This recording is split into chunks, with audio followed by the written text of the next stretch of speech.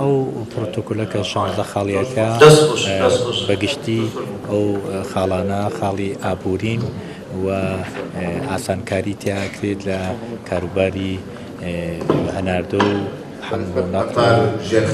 ارتباطاتی وەبەرهێنان و تجارەت لەبین هەرێمی کوردستان و ئێرانە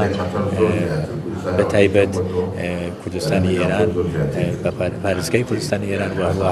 ئەقلیمی کوردستان بە محورێتی سلێمانە و کە هاوسەنگین لەگەڵ پارێزگای کوردستانی ئێرانە خاڵەکانێکیان ئەوە بوو کە مشکلاتێک هەیە کارەسانیتیا بکرێت لە مەسایلی گومڕوکیە و هەروە لە مەسایلی پارە وەرگرتن کەم خەرجکردنی هەناردە لەلایەن هەردوو تەرەفەوە و هەروە شارێکێکی سەنعەتی